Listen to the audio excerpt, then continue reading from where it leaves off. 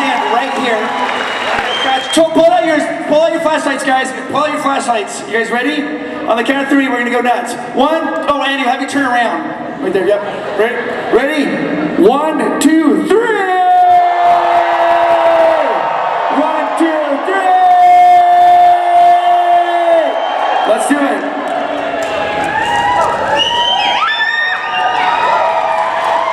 Check, 1, 2, 1, 2. Check. FanX, can you hear me? Yeah? There we go. Well, hello.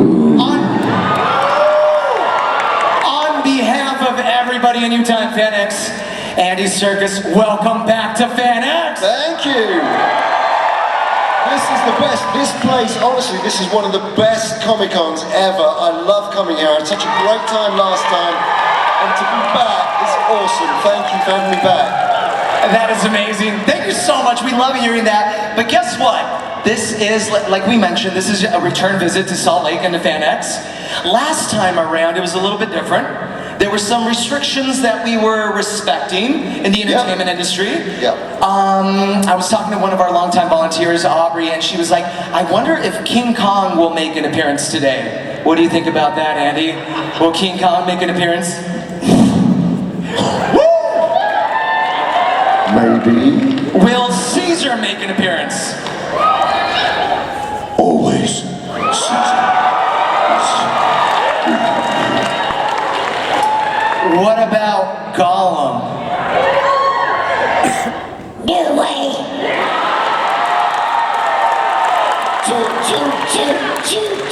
Too many people, precious.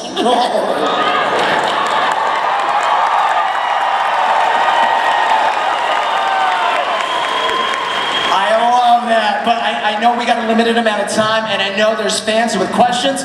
First fan question, please tell us your name and your question. Yes, so my name is Joseph Hellstone.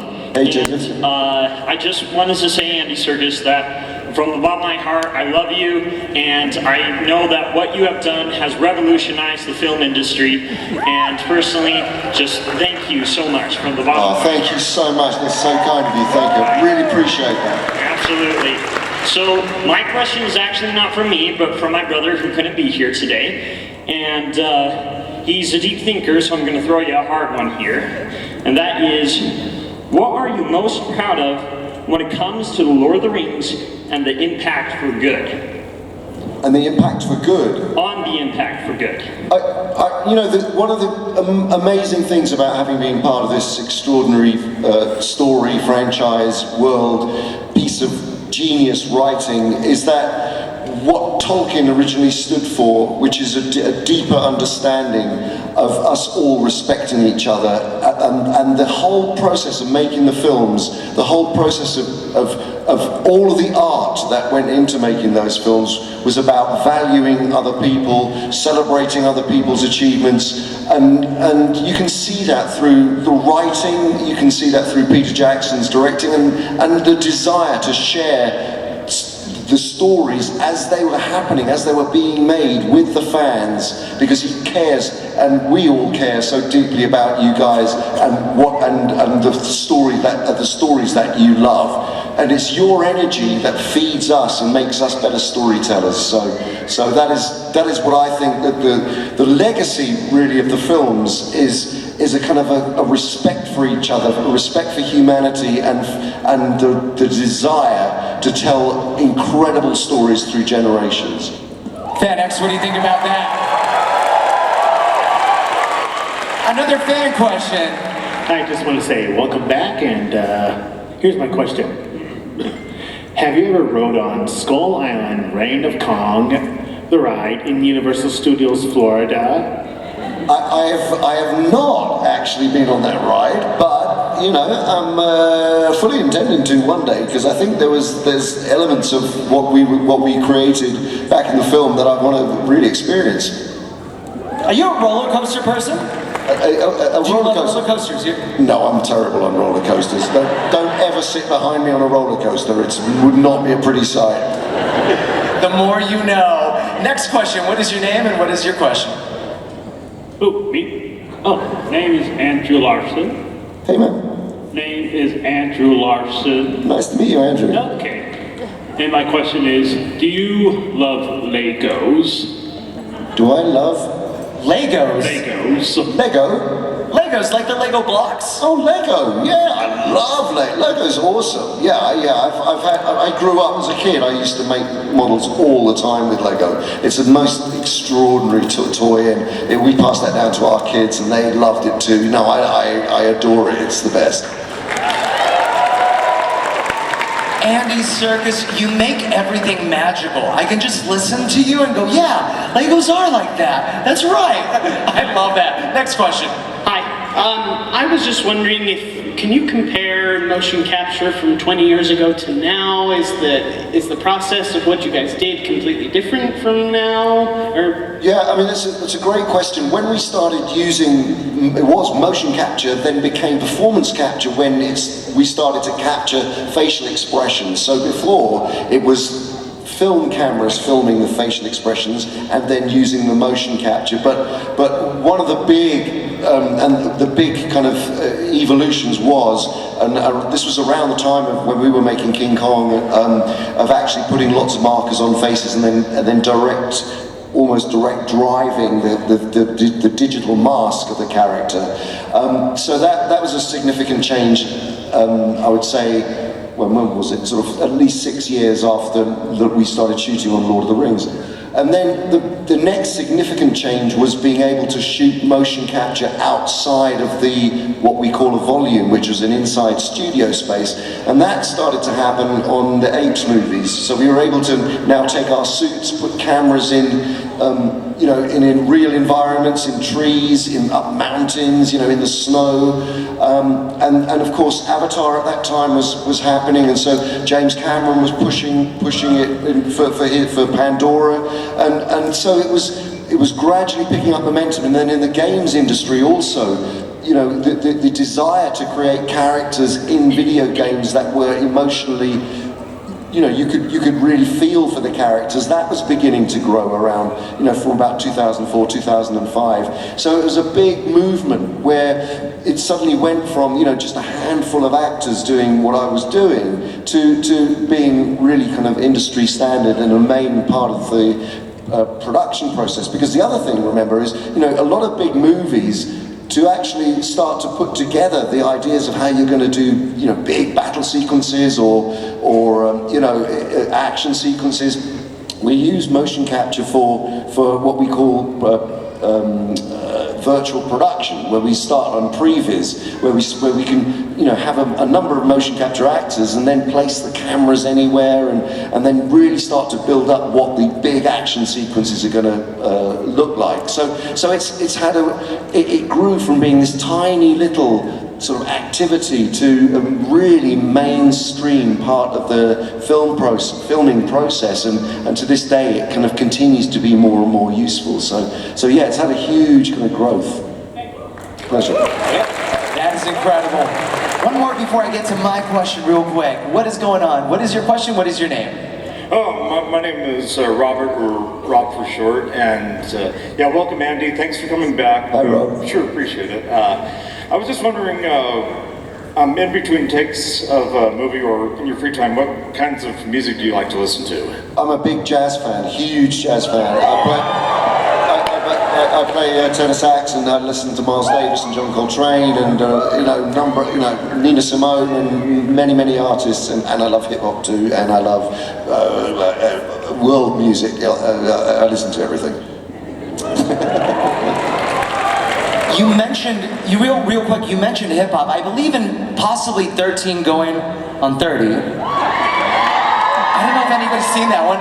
There is a sequence where your character might do a specific type of dance. Yeah, don't ask me to do that now. I think my feet will stick to the floor, but I could, after a bit of practice, I could probably do it. But yeah, no, I did. Yeah, I had to do the moonwalking as part of the Thriller sequence in Moonwalking. Yeah. Moonwalking during a movie. You go through all these steps, all this just commitment to each one of your characters, including there's one in Sex, Drugs, and Rock and Roll. And I remember you talking about that. Real quick, question for the audience. Has anybody ever had to wax their body for work? Anybody? Andy, anybody? Well, I did, yeah. For that role, that was not an. It was a painful experience. And the entire, because basically the character I was playing, whose name was Ian Jury. Hands up, who's heard of Ian Jury in this audience? Just give us a big shout for Ian Jury, anybody? Okay, so about 4 people, right. So Ian Jury was a proto-punk rocker who suffered from polio, and on the left-hand side of his body he was incredibly well built, but the right-hand side of his body was quite withered. But he had a very, we got to know his family and went into detail about the character. He was quite hairless, so I decided that I ought to train my body up on the left-hand side. They said the left-hand side of his body was like a Tyrannosaurus Rex, and the right-hand side of his body was had to kind of keep up with it. But I had it, I decided to go the full waxing route. I will never get waxed again in my life. It's the most painful thing anyone has ever done to me, and but anyway, yeah. So when you come to his table, don't ask him about the waxing, yeah? Next question. Hi, I'm Jack. Hi, Jack. My question was, what was your favorite part about working on King Kong, and what was it like working with Peter Jackson? Oh, well, there's so many aspects to that, but I'll give you 2 examples of what was great about working on that job. I managed to go to Rwanda to study mountain gorillas, and that was a real honor and an extraordinary thing to do, to watch a family, a troop of 23 gorillas and follow them for quite some time and see how they interacted with each other, and it was so beautiful to watch. And then I studied gorillas in captivity at London Zoo, and just watched the difference between how they were, because they reflected human behavior, because they're surrounded by human beings, so their whole rhythm of movement and ways of behavior were much more human-like. And so it was really about sort of taking from those experiences how I was going to create, the character and work on the physicality of the character and his thinking speed, if you like. But then when I was shooting on set, working with Peter, he's just such an extraordinary filmmaker and storyteller, and obviously has been a huge mentor to me throughout my career. And he again is just. He's brilliant at directing the camera to work around actors' performances. He really does find a way of letting the camera dance around a performance, and you really notice the film that he's directed in terms of the underlying drama, the truth of what's happening is all about the way that where he places the camera and the performances that he gets at the same time. So it was wonderful working with great actors, of course, like Naomi Watts, who was just amazing to work with, and having that kind of very direct connection to her, and then people like Jack Black, who was just extraordinary to work with, and the whole cast. And we were together for about a year making that movie, and it was a wonderful time. Wow, incredible. Thank you so much for that question. Next one. All right, Cynthia Deathridge here, but today I'm no white nemesis. All right, so my question is, you've been both in front and behind the camera, and when you are a director, what are some of the tools you use to inspire the actors themselves, to bring out the character? The thing about directing is always trying to create an atmosphere where actors feel fearless. That is what you do. The worst thing, and it goes across any job, when you're doing a job that you love doing, but someone's criticizing you or putting you down, or you don't feel like the environment is a friendly environment, it really stops your flow, doesn't it? It stops you from creatively flowing. So really the job of a director is to, and one of the things when you're talking to actors, if you tell an actor what to do, if you sort of prescribe to them what to do, it can become quite blocking for an actor, and having been on both sides, I understand that. You want to feel like you've discovered it for yourself as an actor, and then you can, you feel like it's your contribution. So the skill of directing is allowing the actor to feel that they're creating that moment, and there's the freedom to make mistakes and the freedom to try different stuff. And I think that's one of the most important things. And there are many instances where directors are more focused on camera and just let actors get on with it. But equally, there are directors who over-prescribe what they want, and actually, it's about finding that balance to really get the best performances. I think, from actors who are very, you have to be so open as an actor and vulnerable and put yourself into very vulnerable situations to be truthful as the character. So it's a very delicate thing to suddenly then come in and kind of go, well, I want you to do that, and so you have to be very gentle and nurturing to not only actors but all of the crew, to make them feel valued and to make them feel appreciated for everything that they do, because it's a big organism. When you think about it, a film set, everyone needs to feel like they're being valued to give their best work. I love that question. And it makes me think, did you have that same nurturing environment when you rehearsed a character for 9 months just to shoot for 2 days? You want to tell everybody about that one? Yeah, I mean, this is a film I made a very long time ago called Topsy Turvy, and it was a Mike Leigh film about Gilbert and Sullivan, the two incredible comedic opera creators in the 19th century. And the way that Mike Leigh works is by allowing you to improvise these characters, and so you work on them for months and months and months, 9 months in this case. But the thing is, there's no script, and you don't know what the part of your character is going to be in the movie.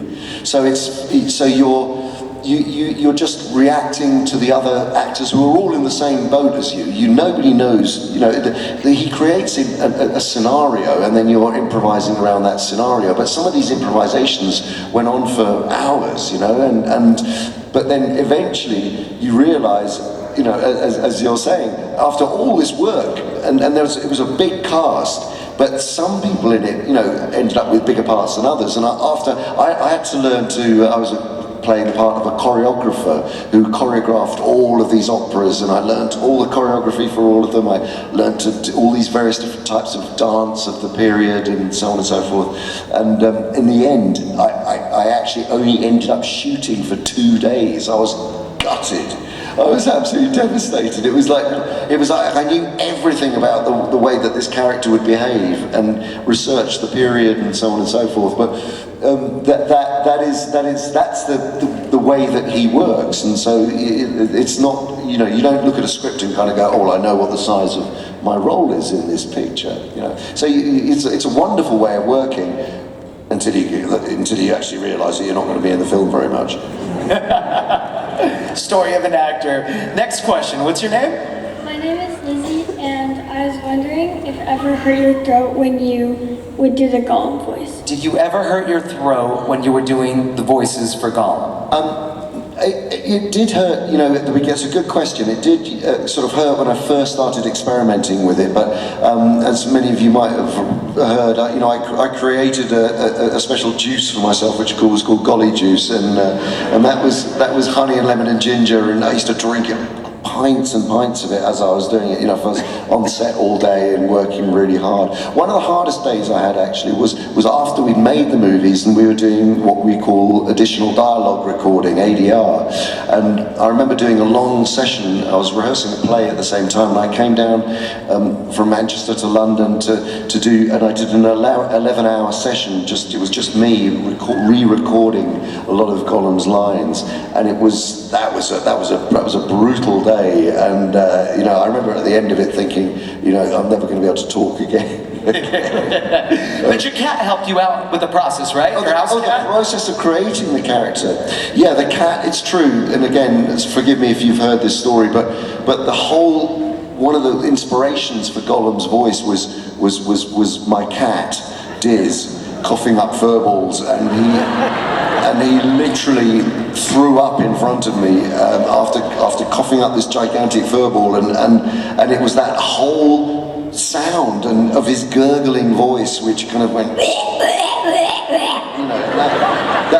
that was what I was thinking. This is incredible. This is exactly the sort of voice that I've been thinking about. Thank you, Diz. I owe my entire career to you.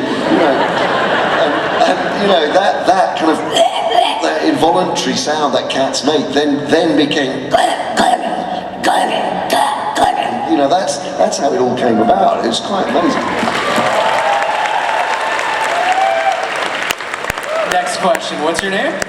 Hi, I'm Adam, and I just wanted to ask some clarification about Return of the King. At the beginning with Deagle and Smeagol, what is their relationship? Are they like cousins, or are they like something else?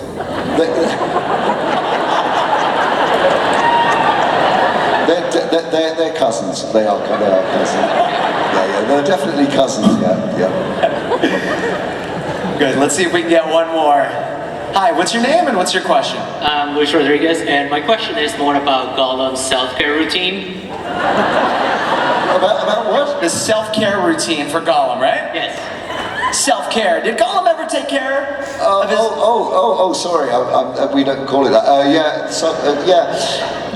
He well, you know, he uses a very peculiar mixture of grubs and worms and you know, slimy things that, you know, give a lot of moisture to the face. You know? Speaking of which, fish scales.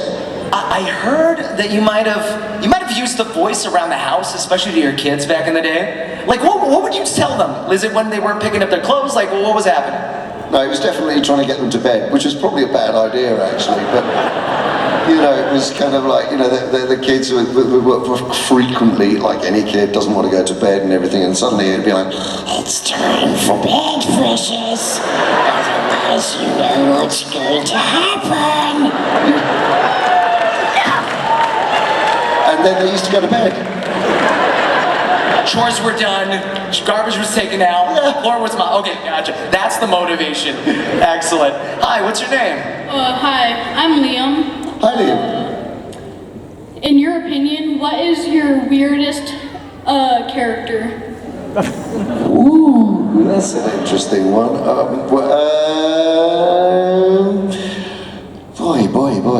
Weird, eccentric, or maybe one that comes to mind. Yeah, I mean, look, I played a character in a fairly adult film called Luther, the Fallen Son recently. And that was a pretty dark character, and he had a pretty strange mentality. I won't go into it now because there's a lot of kids around, but he was not a nice man, and he enjoyed some pretty nasty stuff. But I think that was one of the weirdest characters I played, and it was quite strange to I remember when I first read the script, I was like, it made me so uncomfortable that I kind of wanted to have a shower and throw it in the bin, you know, I just wanted to get rid of it, and I didn't even want to play that character because he was a little strange. But, I mean, Gollum was like a walk in the park compared to this guy, you know. FanX, you've been amazing. We're running really short on time. We got one last audience question right here. So I think for a lot of us, the story of Kino Loy really resonated in Andor. I just wanted to hear a little bit from you about why you think that story was so powerful, that character, and what you enjoyed about playing that character. I mean, thank you for asking that, and I really enjoyed playing that character, and part of it was actually based on my brother-in-law, who was quite a union man. He worked for a printers union, and he was often standing up for the rights of other workers. And my sense of where Keen and what I based him on was this person who sort of had very strong principles once, and then after having been kind of arrested and placed on Narkina 5 as a prisoner, he lost his way and lost his principles about caring for others and service for others rather than just looking after your own back. And so this journey, and what I really loved about the way it was written, and Tony Gilroy's writing throughout the entire series was just incredible, but this character went from being this person who cared for others to someone who didn't care and just wanted to serve his time, get on with it, and he just shut down. And then gradually, through meeting Cassian Andor and being re-inspired to actually think about other people's needs and plights and fears, and that it alighted this desire to really re-engage, which finally, of course, leads to him helping everyone escape. And that for me was such a powerful kind of metaphor for you know, how easy it is to lose your way when you're living under pressure, and the choices, the hard choices of do I save others or do I just look after myself? I just thought there was something really wonderful about that journey, and that was what really spoke to me about the character, and why I think finally when he self-sacrifices, and I don't want to be a spoiler for people who haven't seen it, but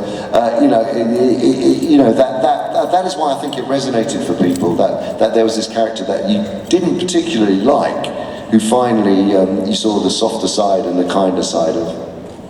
Thank you so much, Andy. Last thing before Andy's got to go. In 2003, 2004, 2012, the Academy Awards said that you were ineligible for Best Supporting Actor because Gollum was computer generated.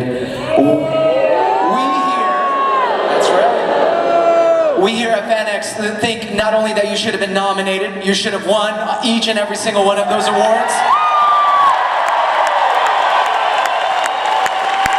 We're here to send our support, our love to you and every project that you're doing, everybody around you, your family. Ladies and gentlemen, one more time, Andy Serkis, give it up.